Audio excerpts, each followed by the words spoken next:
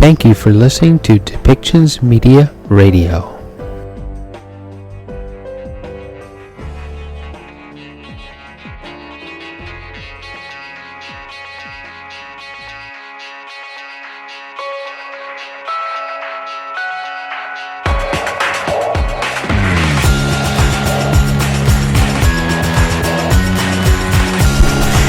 Welcome to Policy and Rights, the show about government policy and human rights.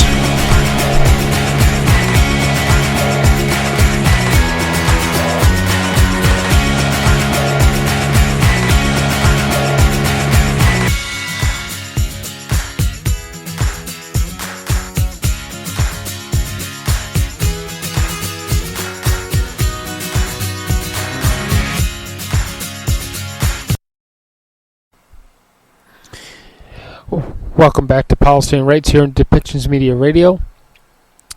Over the weekend, Dr. Tedros of the WHO declared a international multi-country emergency over an outbreak of monkeypox. And he actually held a press conference over the weekend about this. At this time, when he held the press conference, there were 3,040 cases of monkeypox that have been reported to the WHO from 47 countries. And since the outbreak continued to grow, there are now more than 16,000 reported cases from 75 countries and territories with 5 deaths. In light of the evolving outbreak, Dr. Tedros reconvened the committee on Thursday of last week to review the latest data and advise him accordingly to how the WHO should proceed. And the committee was unable to come to a consensus.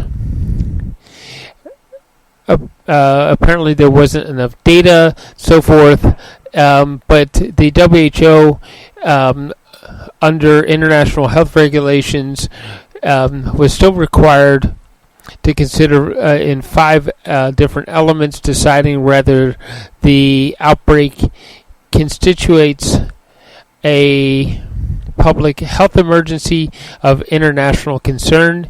And using that criteria, Dr. Tedros and the WHO have declared this to be an international health emergency. There are specific symptoms that we'll hear about within the following press conference, and for now, they're saying that the virus is contained to be most contagious between men who have sex with men, especially if they have multiple partners. Of course, along with that, there are some health concerns to LGBTQ community, where there could be discriminatory acts or hate acts committed against groups of people because of the specific conditions that they're saying that this virus could infect people. So let's listen to what the WHO actually had to say in the following press conference. They will describe signs and conditions for the monkeypox in this next recording.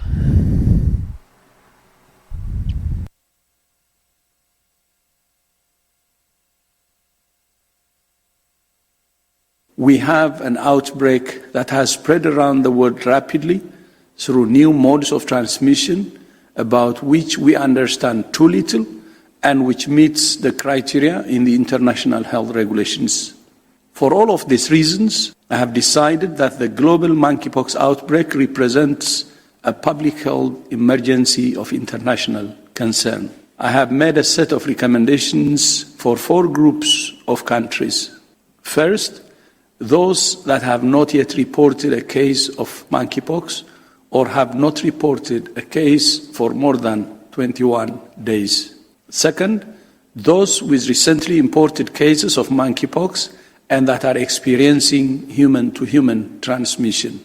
This includes recommendations to implement a coordinated response to stop transmission and protect vulnerable groups, to engage and protect affected communities, to intensify surveillance and public health measures, to strengthen clinical management and infection prevention and control in hospitals and clinics, to accelerate research into the use of vaccines, therapeutics, and other tools, and recommendations on international travel. The third group of countries is those with transmission of monkeypox between animals and humans. And the fourth is countries with manufacturing capacity for diagnostics, vaccines, and therapeutics. Although I'm declaring a public health emergency of international concern, for the moment, this is an outbreak that's concentrated among men who have sex with men, especially those with multiple sexual partners. That means that this is an outbreak that can be stopped with the right strategies in the right groups. It's therefore essential that all countries work closely with communities of men who have sex with men to design and deliver effective information and services and to adapt measures that protect the health, human rights, and dignity of affected communities. With the tools we have right now, we can stop transmission and bring this outbreak under control.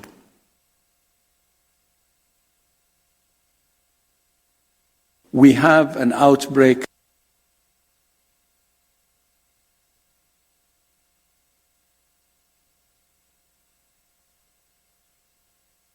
Finally, to our update on the report of the second meeting of the IHR Emergency Committee regarding the multi-country outbreak of monkeypox. It is Saturday, 23 July, shortly after 4 o'clock, 1600 in Geneva now, and welcome to WHO and this extraordinary virtual press conference. Just to flag, because of the special situation, we will not have interpretation today on this Saturday, so it will be English only, please. Thank you very much. And apologies again for the longer delay we just had. And thank you very much for joining us on a Saturday afternoon, or morning or evening, wherever you are in the world. With this, let me introduce the participants. Present in the room here are Dr. Tedros Adhanom Ghebreyesus, WHO Director General, Dr. Mike Ryan, Executive Director for WHO's Health Emergencies Program. We have Dr. Katharina Böhme, Chef de Cabinet at WHO. We, of course, also have Dr. Rosamund Lewis, who's the technical lead on monkeypox. We have Dr. Maria van Kerkhove, who's technical lead on COVID-19. We also have with us Dr. Tim Nguyen, who's the unit head for high impact events. And we have 2 colleagues online for you, and that's Dr. McDougherty, who's the director for the global HIV, hepatitis, and STI programs, and Dr. Rogerio Gaspar, who's director for regulation and pre-qualification. A word on the expected statement that we try to send out as soon as possible. We will send the DG statement, which you're about to hear, as soon as possible after it's been delivered. So you can then get the written version as soon as possible after it has been delivered. And with this, Dr. Tedros, the floor is yours.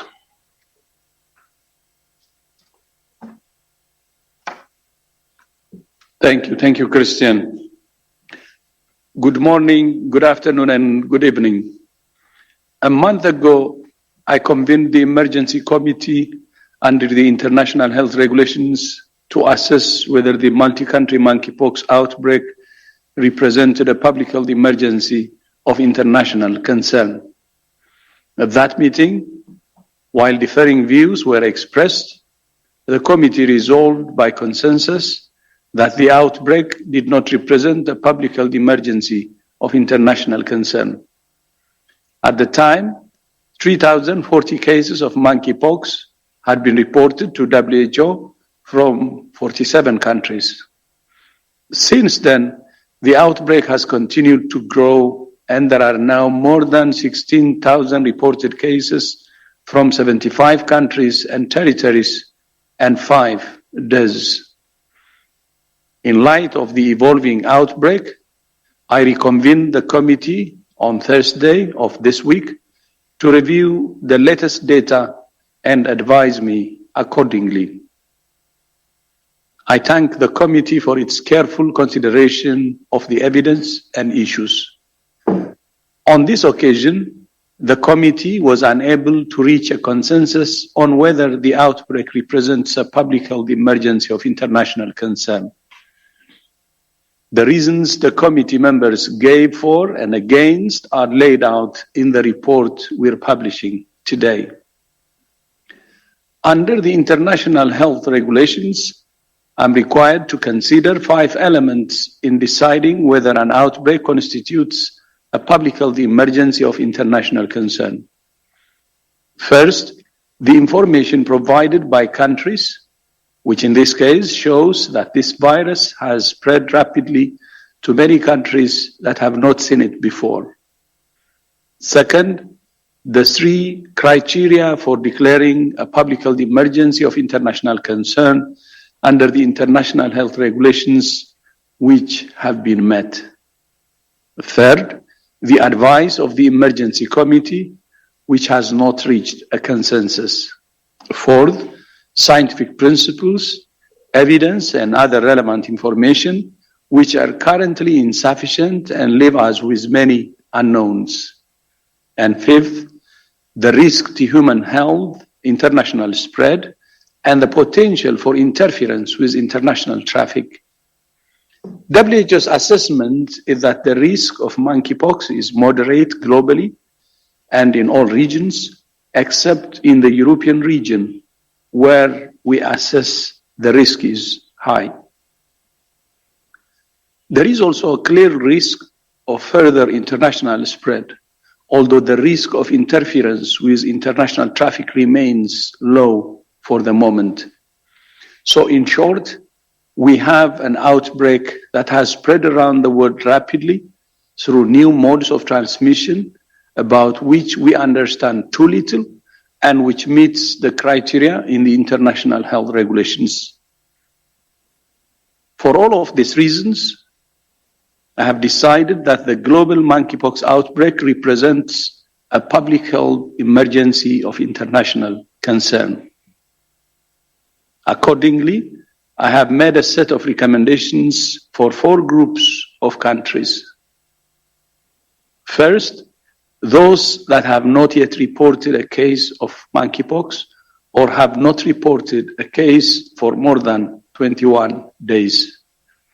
Second, those with recently imported cases of monkeypox and that are experiencing human-to-human transmission.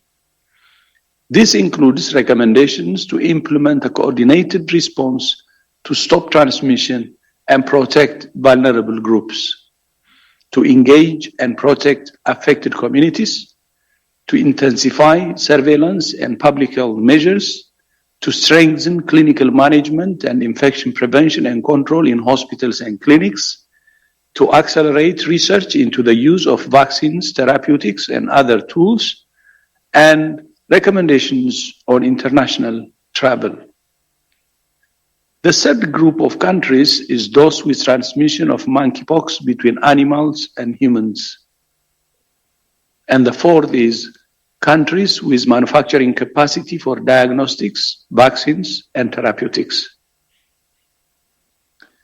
My full recommendations are laid out in my statement.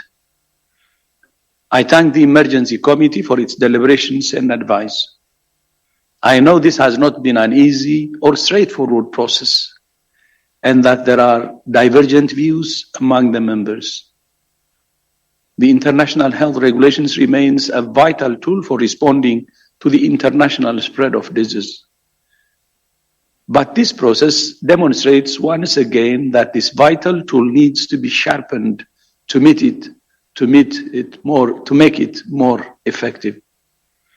So I'm pleased that alongside the process of negotiating a new international accord on pandemic preparedness and response, WHO's member states are also considering targeted amendments to the international health regulations, including ways to improve the process for declaring a public health emergency of international concern. Although I'm declaring a public health emergency of international concern, for the moment, this is an outbreak that's concentrated among men who have sex with men, especially those with multiple sexual partners. That means that this is an outbreak that can be stopped with the right strategies in the right groups. It's therefore essential that all countries work closely with communities of men who have sex with men to design and deliver effective information and services and to adapt measures that protect the health, human rights, and dignity of affected communities. Stigma and discrimination can be as dangerous as any virus. In addition to our recommendations to countries, I'm also calling on civil society organizations, including those with experience in working with people living with HIV, to work with us on fighting stigma and discrimination. But with the tools we have right now, we can stop transmission and bring this outbreak under control. I thank you. And Christian, back to you. Thank you very much, Dr. Tedros. Let me now open the floor for questions from the media.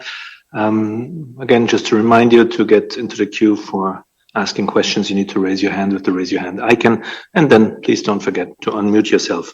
We have a couple of questions already lined up, and we'll start with Kai Kupferschmidt from Science. Kai, please unmute yourself. Yes, thank you very much for doing this on a Saturday, and thanks for taking my question. Really briefly, maybe, Tedros, could you give an idea of what you were weighing in your mind as well when you made this decision? As far as I understand, it is the first time since the IHR from 2005 that a fake is being declared without the emergency committee recommending it. So I'd just be curious to understand a little bit your deliberations on this, and then what do you hope this changes, of course? What do you want to see now? Thank you very much, Kai. And I guess we'll start with Dr. McRyan. Thanks, Kai. I don't pretend to know what's in the Director General's mind, but in conversation, it's quite clear from the DG's perspective that yes, you are correct. The DG always listens to and tries to concur with the findings of the committee, and in this case, he's not going against their advice or findings. He found that the committee did not reach a consensus, despite having a very open, very useful, very considered debate on the issues. In that sense, he's not going against the committee. What he's recognizing is that there are deep complexities in this issue. There are uncertainties on all sides, and he's reflecting that uncertainty in his determination of the event to be a fake. And in that sense, I think, Kai, to answer the second part of your question, I believe what he hopes we can go do from here is to intensify our efforts. He sees a window of opportunity to bring this disease under control. He sees that we can redouble our efforts. We can act together in science, together in solidarity, in support of those affected. And as he said again and again in his statement, and you'll find repeated in his report, that all of this must occur with absolute respect for the human rights and dignity of all those affected and all those responding. So I think this is a call to action. This is not the first. The DG brought the committee together. It was an alert to the world. The WHO has been highly active on this since day one. This is not the beginning of the response. This is an intensification of his calls to the world that we must act now and we must act together, as we have been acting up to now. But like every effort in human in human science and human health.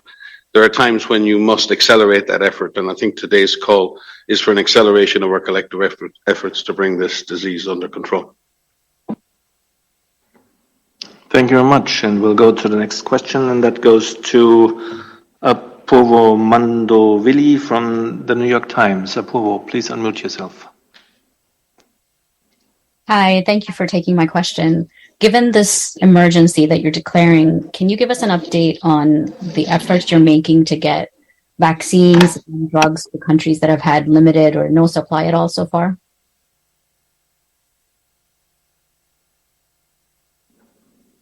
Well, thank you very much for that question. And for vaccine supplies, maybe we want to try with Tim Nguyen, who is the unit head for high impact events. And then let me see, maybe we have a colleague online also. Let's go ahead. Thank you, Apurvo, for your question. So since the beginning of this outbreak, WHO has been in regular contact with the manufacturer of these medical countermeasures, including with member states who previously has made national stockpiles of smallpox countermeasures available in their national stockpiles. And from these discussions, we know and have an understanding of some of the countries that have access and the global supply situation. I think first, when we look at the demand situation of one of the countermeasures, the MVA-BN vaccine, we know that from the countries that are having reporting cases at the moment, roughly half of them have already secured access to this vaccine.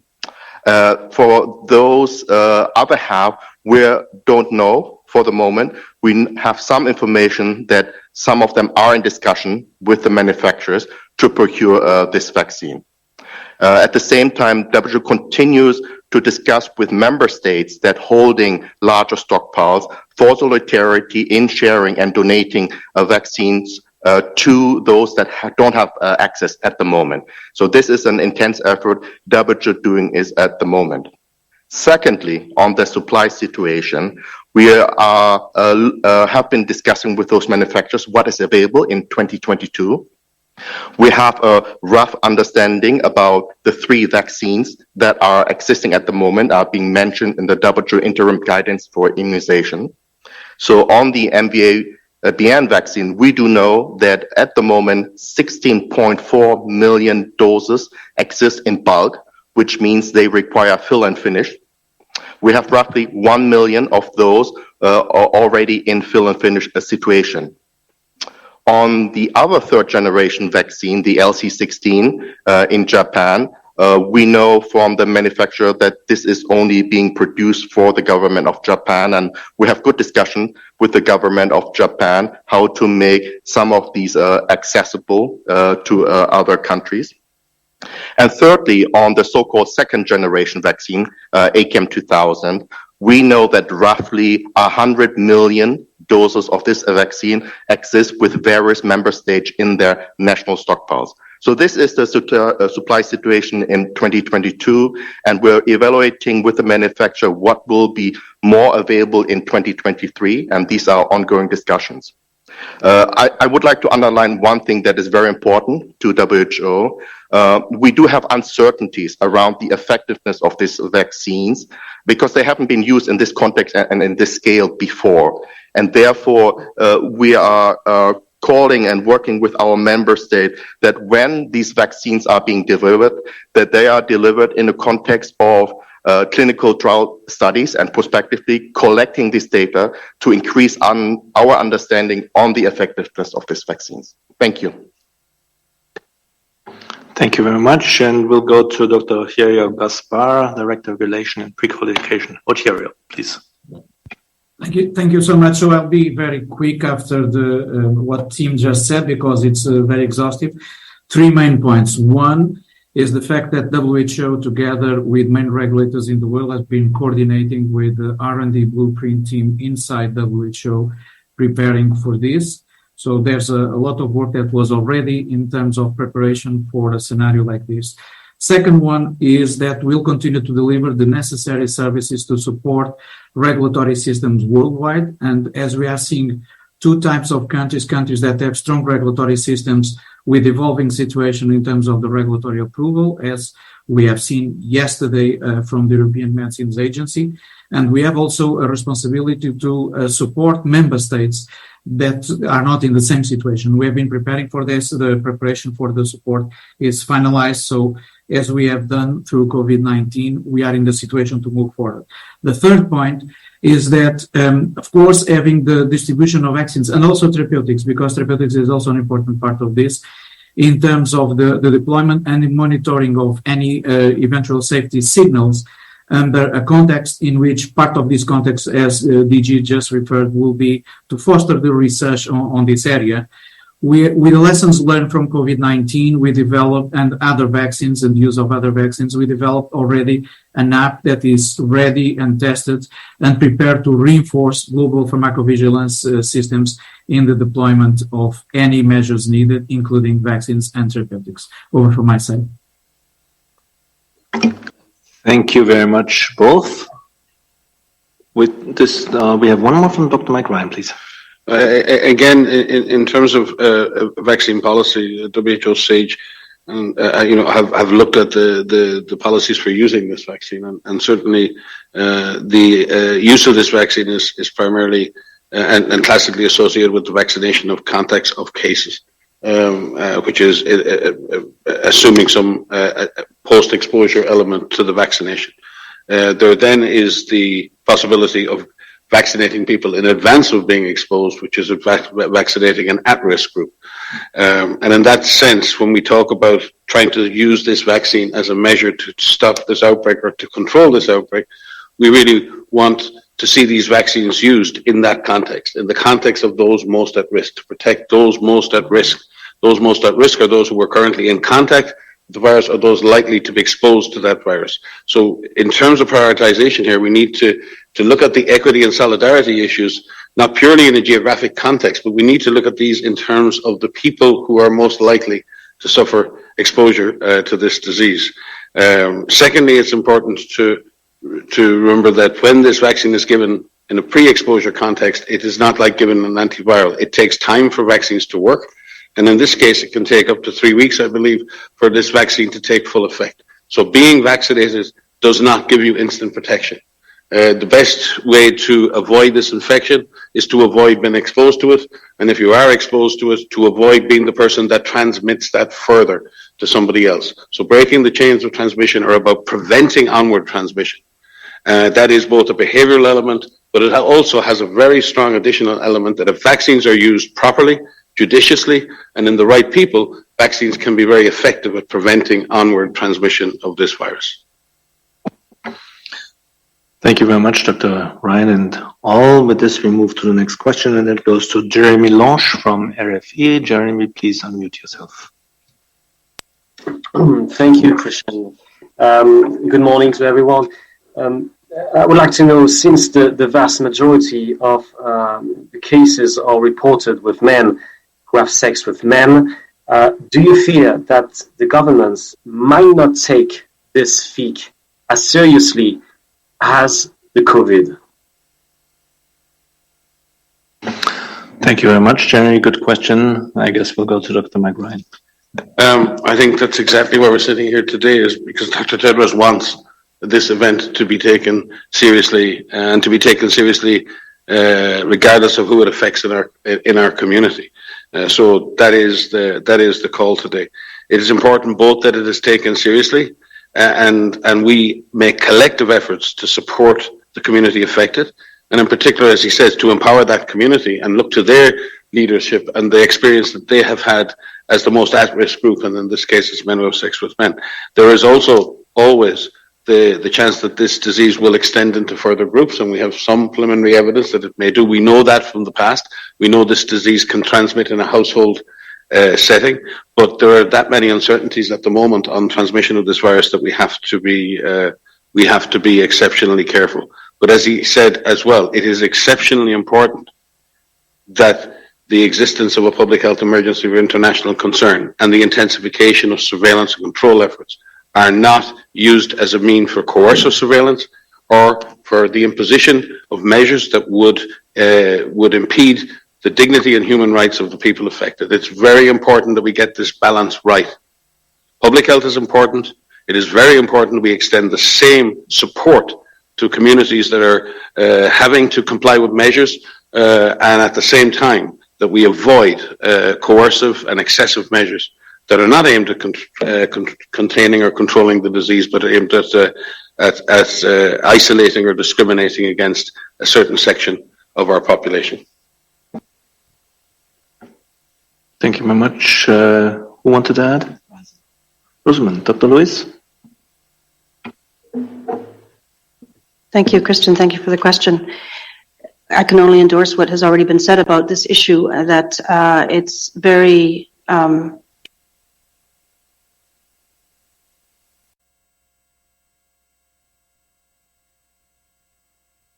important to recognize both who is affected in an outbreak, what types of settings in which people can be exposed, the time frames in which they're exposed, how long it takes to recognize an infection. These are all critical factors. And whereas monkeypox is manifesting in new ways, it's showing new signs, new symptoms. In many people, it's showing less severe illness, but there are also cases who are becoming very ill or suffering extreme pain, which is being taken care of sometimes at home, sometimes in the hospital setting. Meanwhile, others are experiencing less severe conditions and sometimes fewer lesions than might be expected historically from monkeypox. And so it's really challenging to communicate about this, to say that it is a disease that is transmitted by person-to-person contact, skin-to-skin, face-to-face. These are all modes of transmission, primarily from close contact with people who are having, as I say, very intimate relationships or in the family setting. And so in one sense, it's possible that transmission can occur in the household, for example. However, we have many sources of data that are showing, both from the reports coming from countries as well as from studies that are beginning to emerge in the scientific literature, as well as from the countries that have presented to the emergency committee and informed us of the details of the information that they wish to share regarding this outbreak, that still today, almost 3 months in, or probably more than 3 months in, given that there was a period of time early on when unusual rashes were not recognized or diagnosed. So still, after 3 months, 98% of cases are still manifesting in men, and in men who have sex with men, and most of them identify themselves as gay, bisexual, or otherwise men having sex with men. So this is very difficult to communicate, especially for communities who are concerned about stigma, concerned about discrimination, concerned about backlash from other parts of the community or even from their governments. And the Director General has been very clear today to communicate that stigma and discrimination are not okay. This is important. If we want to help every country and every community control this infectious disease, a stigma will not help. It will drive people away from seeking diagnostics, testing, access to care, vaccines, treatments, and this will not help the situation. As Dr. Tedros explained, because at the moment the outbreak is mostly among one population group, that presents an opportunity. It presents an opportunity for us collectively to work with that group, to allow them to bring forward their own ideas, demonstrate their own leadership, of course, which they have been demonstrating for many, many years since the beginning of the HIV/AIDS pandemic, and to show us the way, to show us what is the best way to help you, to help countries, and to help affected people reduce risk, reduce exposure, reduce transmission, and stop this outbreak. Thanks.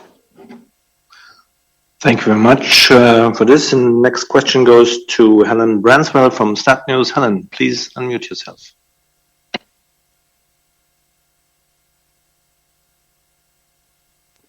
Hi, thank you very much for taking my question.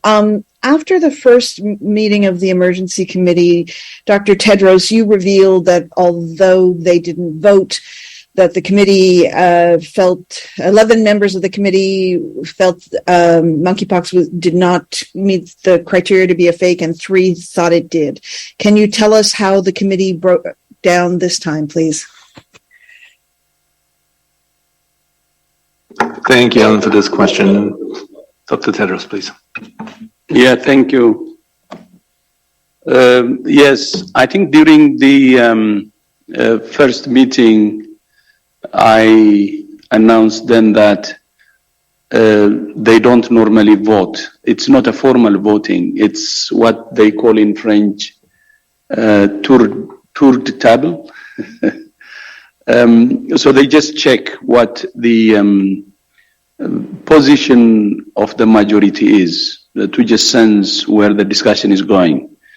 So the 11 in favor, the 11 who were against declaring FIG and 3 who were in favor, you can't call it a voting. It's just some checking that can show the relative positions of people.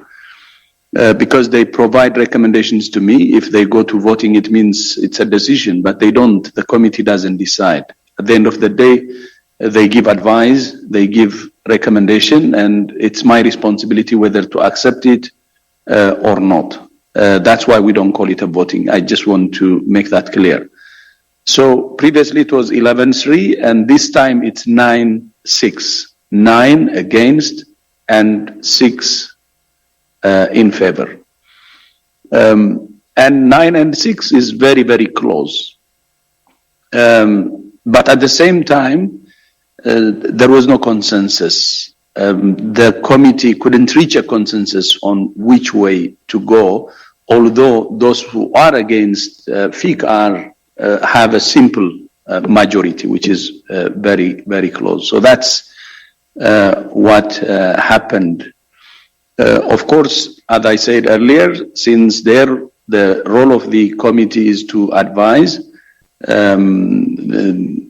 I then had to act as a tiebreaker. I consider this as a close and no consensus by them.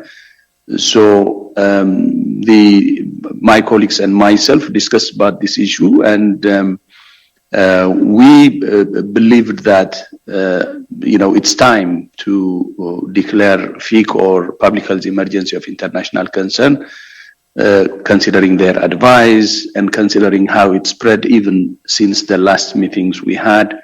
I think at that time they were in 37 countries. Now it's more than, now it's around 75 countries. And counting, by the way, by the day we see more countries being affected, and we expect that this will continue to be the case.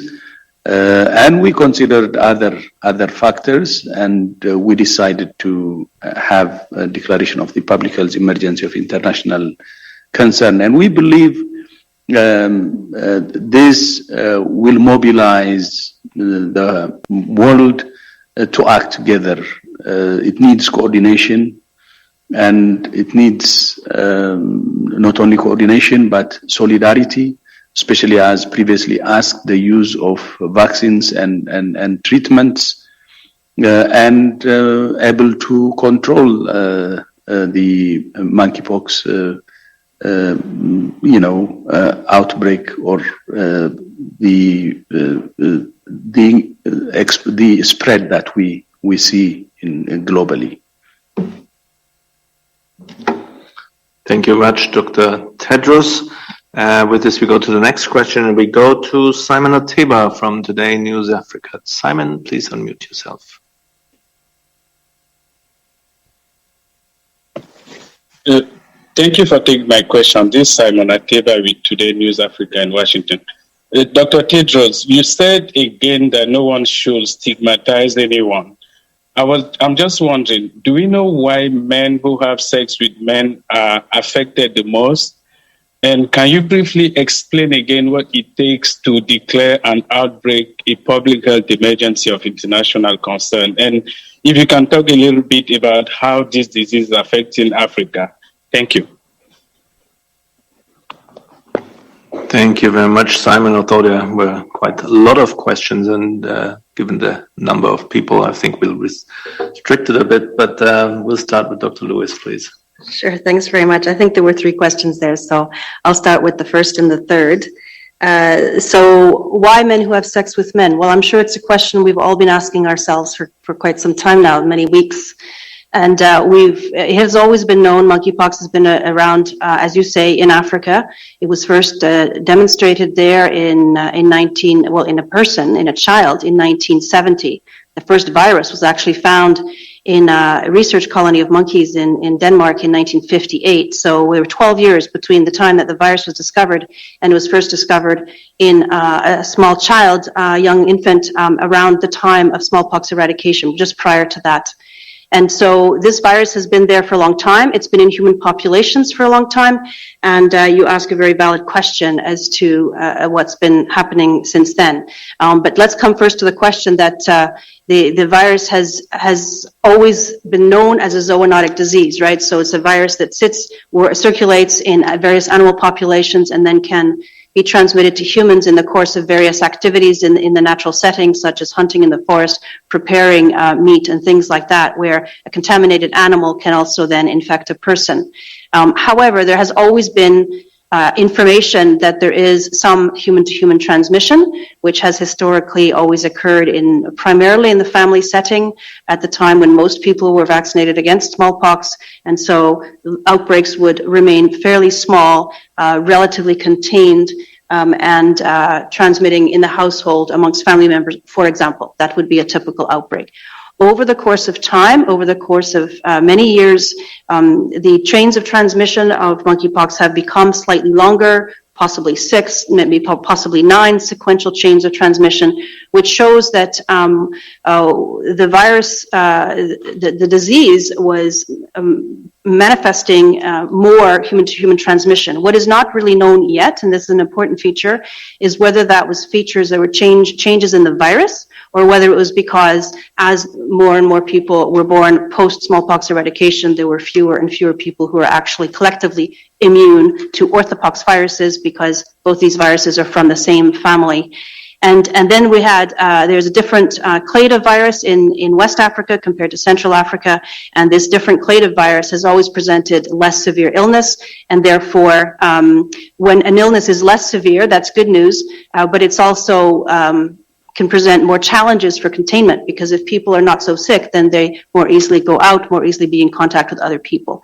So again, over the course of time, the countries one country in particular in West Africa experienced an outbreak, significant outbreak of monkeypox for the first time in 40 years, and that outbreak was managed by the country, but in fact, the cases never really completely went to zero, and then from that country, other people travelers began to become infected. So what we now think has happened, thanks for the long introduction, but what we now think has happened is that this virus clearly was already moving with people, with travelers, in families, and some spillover events have continued from animal populations, and the virus has been able to continue moving. So the hypothesis is, and this remains to be confirmed, is that as the virus moved into even a post-COVID world where some people were able to travel again, so more travel, more viruses on the move, it established itself in a group that have frequent social gatherings, are together often, and also have frequent events involving intimate physical contact and sexual contact, and sometimes sexual contact with multiple partners over a period of a few days or a few weeks. This is a situation where there is obviously more skin-to-skin, person-to-person contact, close contact situations, settings where there may be many people involved in certain activities. So the mode of transmission initially was not thought to have changed. It's still skin-to-skin contact. However, we're also now beginning to see suggestions that there is also spread from sexual activity, in the sense that sexual activity involves, again, very close intimate contact, including penetrative contact, and that may actually, we don't yet know, there's a lot we don't yet know about what's happening now, but certainly there are possibilities that need to be explored, that there are new modes of transmission through sexual activity which have not clearly been described before. So we have a situation where the virus currently remains, as we said earlier, contained primarily in one population group. It is a population group that are very proactive in health-seeking behavior, and so coming forward and looking for access to care, for diagnosis, and to support each other. And however, it's still a group where activities can bring people together. For example, on the margins of pride celebrations, for example, or in places where there are sex on premises activities, things like that, that really can put people at risk through immediate possible exposure to the virus. So this is what we think is happening now, that it's as we said, both a challenge and good news, that the outbreak remains primarily contained within one population group who are actually already working really very hard to support each other to stop this outbreak. Thank you very much, Dr. Lewis. And I believe for the second part of the question, this was laid out pretty well in the opening remarks in the statement by the Director General. So Simon, I'll refer you to this. I think we have time for one more question, and that goes to Donato Mancini from the FT. Donato, please unmute yourself. Hi, thank you so much for taking my question and for organizing this on a Saturday. Very simply, is it too late in your assessment to control the spread of monkeypox where it is not endemic?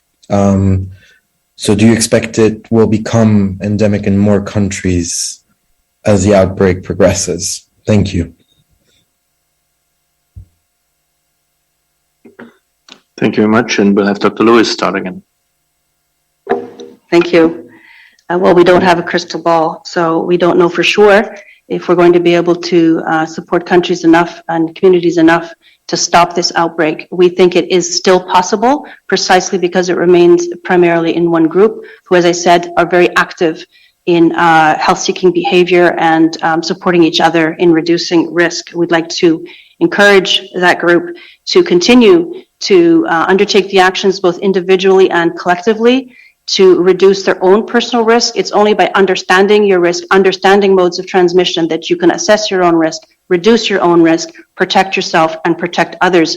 So we are very much appealing to communities and community leaders who have many years of experience, for example, in managing HIV/AIDS or sexually transmitted infections, to work with more mainstream, if you will, public health officials and public health agencies at the community level, at the local level, as well as civil society organizations. If we all pull together with one single objective, which is to stop this outbreak, and that is really the goal that everyone sets for themselves, then each individual can manage their own risk and each community can support each other to reduce their risk, and health agencies can support that work, and governments can support that work through ensuring human rights and access to services as much as is possible, and access to diagnostics as much as is possible, training of health workers, training of clinicians at the front line in all sorts of health services where people may present with what can be a surprisingly diverse presentation of this particular disease. It can present as fever, it can present as rash, it can present as it looks like a sexually transmitted infection. It can also look like chickenpox, for example. And so there are classic features of monkeypox. We've described them many times.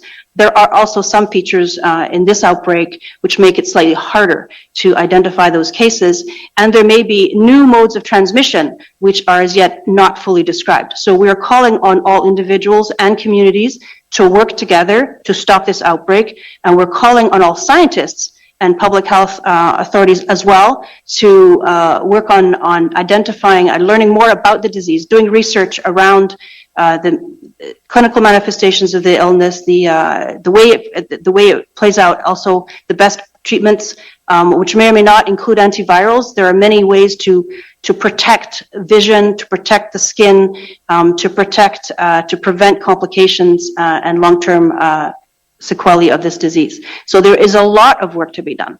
But foremost and primarily, understanding what causes risk, what are the situations in which someone might be exposed, and reducing those situations that put people at risk so they can protect themselves. This is how we will get to the end of this outbreak. Thank you very much. And Dr. McRyan, please. And just on the specifics of risks, there are two specific risks here. One is we don't wish to see this version of the disease establish itself along with other diseases that have become established infections that are transmitted sexually, and it becomes an established disease, endemic disease, and that's regardless of sexual preference or gender. Because in that situation, we all know how difficult it has been historically to deal with the diseases like this because of the issue of stigma, the issues around protection of identity. There's so many issues that it's a complex public health issue. You only have to speak to physicians and public health people who work in that to realize how difficult it can be, not from a purely scientific point of view, but from a societal and a cultural point of view, to address the issues there. The second risk is obviously the extension of that disease out into a broader community and with transmission at a community level. We've seen that previously with orthopox viruses like smallpox that have done that historically over centuries and caused great pain and suffering. That is not what monkeypox does normally, but we need to be cautious. And as Rosamund said, we don't have a crystal ball. Viruses do evolve. It's not something people should be worried about, but it's something the scientists should be concerned about and following. And we will continue to follow that. So from that specific point of view, and that's why we say, again, it is so important that we'd use the opportunity to control the disease where it's at now, but to do that with the community affected, to do that in partnership with the community, and that their leadership and that the support they receive from governments in particular and from other members of society is now absolutely crucial. It's absolutely essential that we don't push this disease away, push this disease under the table, and then try to forget about it as if it doesn't exist. Because if we don't assist the affected community, there is always the chance that this will become a broader and more generalized issue. So this is, DG has spoken about it before. If nothing else, this is about enlightened self-interest. This is about showing solidarity for the benefit of the people that we're in partnership with, but ultimately to the benefit of the whole of our society. Thank you so much. And we have a few more words from Dr. Lewis. Thank you. I'll just come in with a couple more thoughts on that particular point about the future. And that is that this, as mentioned earlier, this disease has been known for many years now. There has been research. There was extensive research in parts of Central and West Africa in the 1980s, around the time of smallpox eradication. That research did start to tail off when it was thought that this may not represent, at that time, a major public health risk. And at that time, that was a reasonable conclusion. Now, 40 years later, we are seeing a different pattern, but it's also important to appreciate that the countries that have been living with this virus all this time are still living with this virus.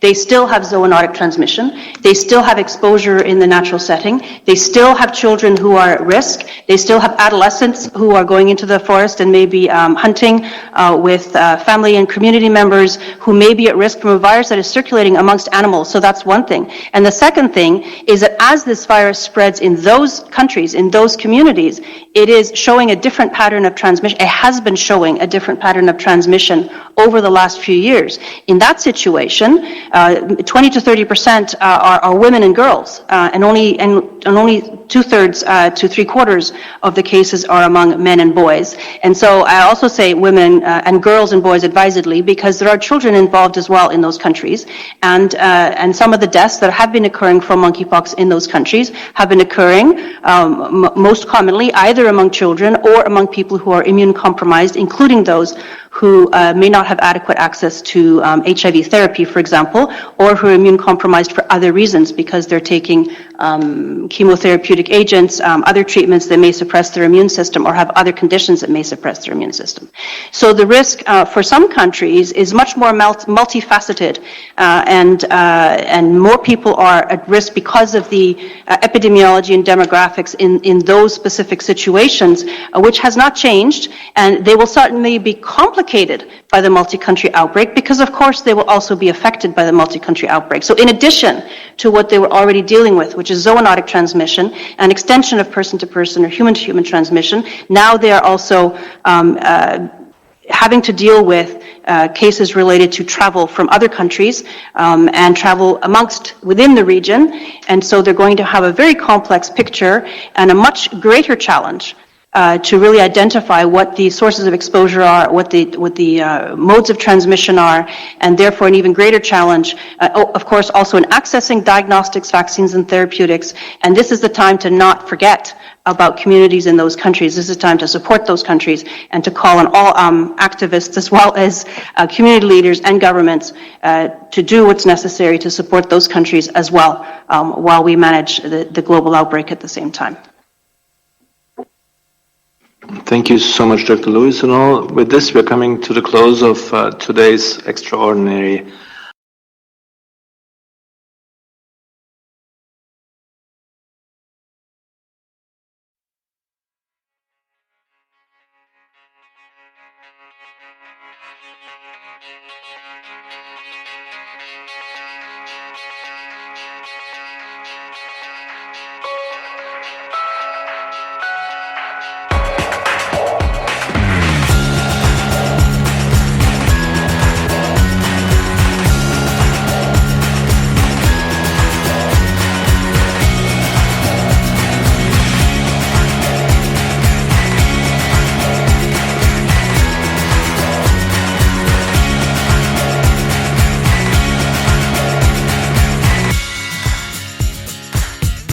This show has been produced by Depictions Media. Please contact us at depictions.media for more information.